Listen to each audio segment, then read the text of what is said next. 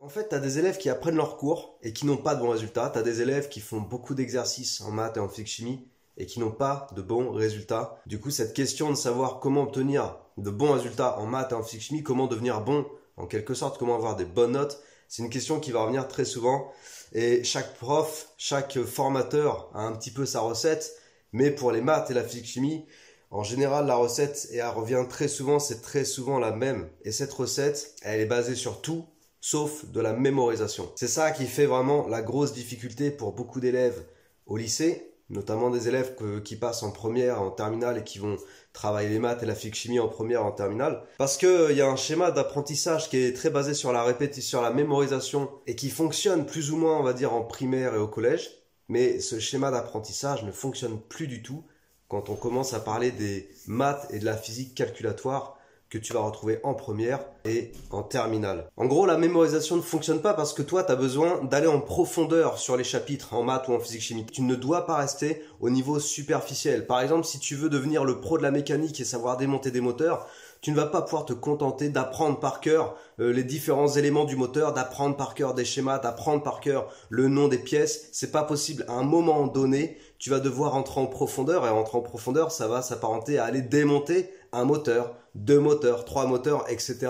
Et donc de pratiquer. Et le mot est ici, les amis. Le mot, il est ici. Le mot, c'est pratiquer. Il faut pratiquer les maths, il faut pratiquer la physique-chimie. Ça veut dire que ton outil, ton instrument de travail essentiel, ça va être un papier, un stylo, un cerveau, et tu vas aller devoir t'entraîner sur des vrais exercices. Tu vas aller devoir confronter ta compréhension à des vrais énoncés et si possible des énoncés dignes de ce nom. Donc en résumé, pour devenir bon en maths, en physique chimie, ma méthode, ma recette, elle est simple. Elle est basée sur le fait de comprendre réellement les notions d'un chapitre et les comprendre réellement en profondeur, pas de façon superficielle. Et deuxièmement, d'aller pratiquer, d'aller t'exercer, d'aller appliquer tes outils pour de vrai, d'aller mettre les mains dans le cambouis, comme on dit, sur des exercices dignes de ce nom, des exercices qui vont s'apparenter ou ressembler aux exercices que tu vas ensuite retrouver dans tes contrôles et qui vont te permettre de dire quand tu seras devant ton exercice, devant ta copie, devant ton contrôle, ah mais cet exercice, je l'ai déjà rencontré, ah mais oui, ça me fait penser à tel exo que j'avais fait en entraînement,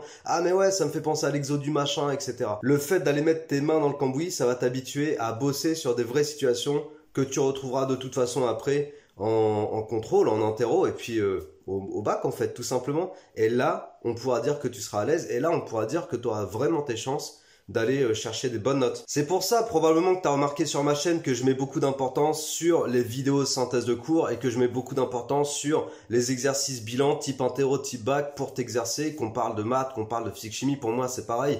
Je mets énormément d'importance là-dessus, j'ai fait beaucoup de vidéos là-dessus.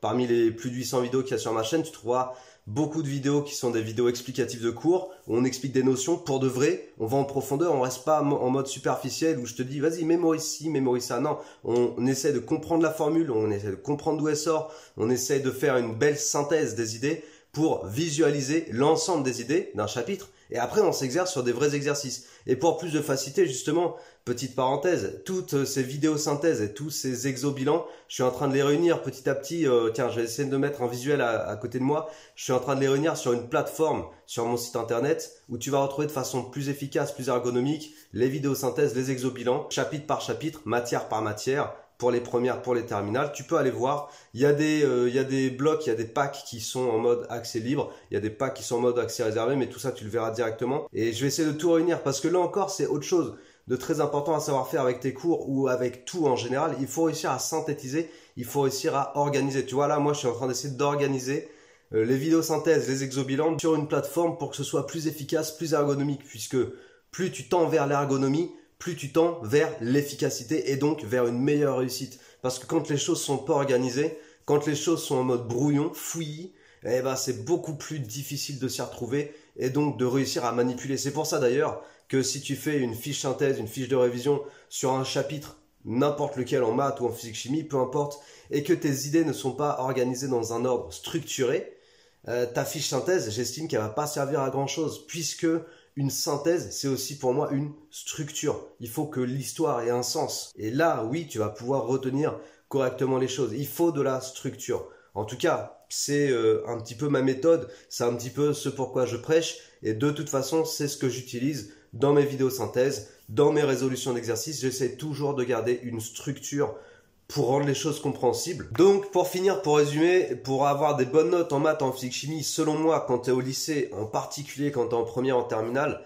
il faut absolument éviter les techniques de mémorisation juste où tu vas apprendre du par cœur, mais je te l'ai dit des dizaines et des dizaines de fois ici, mais je le répète parce que c'est aussi ça la pédagogie, c'est répéter les choses pour qu'elles s'ancrent. Donc le par cœur ne fonctionne pas selon moi, en maths, en physique chimie, ça ne fonctionne pas du tout. Et par contre, tu dois aller mettre tes mains dans le cambouis. On va reprendre cette analogie. Il faut que tu ailles salir tes mains. Il faut que tu ailles faire des exercices. Il faut que tu ailles mettre ton cerveau en situation de difficulté avant ton contrôle, avant ton interro.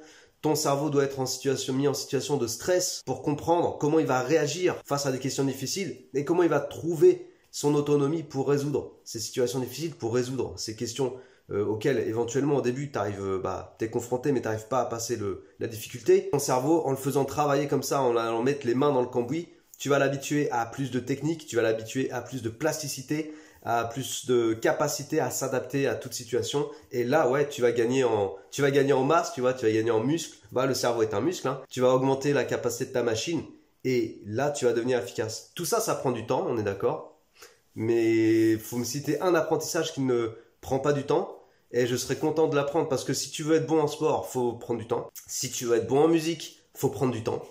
Si tu veux être bon en langue étrangère, faut prendre du temps parce qu'il faut pratiquer. Tout ça, c'est pareil. Après, les techniques de travail ne sont pas les mêmes, mais dans tous les cas, l'apprentissage prend du temps. Et en maths, en physique chimie, c'est comme pour le reste, hein, faut prendre du temps aussi. Et si tu vas démonter un moteur, on prenait cette analogie-là tout à l'heure, si tu veux le faire en 10 minutes, en mode vite fait, mal fait, et vas-y à l'arrache, bon bah a priori tu peux changer de voiture parce que je pense que ça fonctionnera pas. Ça prend du temps. Et c'est pour ça que certaines réparations coûtent cher chez les garagistes parce que tu prends le nombre d'heures multiplié par le taux horaire qui est souvent de 80 € chez les garagistes et tu obtiens un truc assez atroce.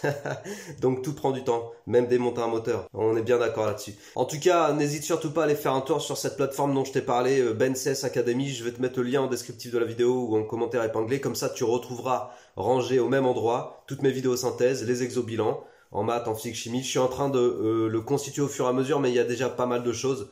Donc ce sera peut-être plus facile que d'aller chercher ça sur ma chaîne. Ce sera mieux rangé, mieux structuré et certainement plus efficace. Et j'espère que cette vidéo t'a plu. Comme d'habitude, partage, diffuse. N'hésite pas à laisser un petit commentaire si tu veux échanger sur ta vision des choses concernant cette problématique. Ça sera un grand plaisir de te lire et de te répondre aussi. Et puis d'ici là, travaille bien, reste bien discipliné dans le travail. C'est surtout ça le plus important. Et je te dis à très bientôt. Ciao!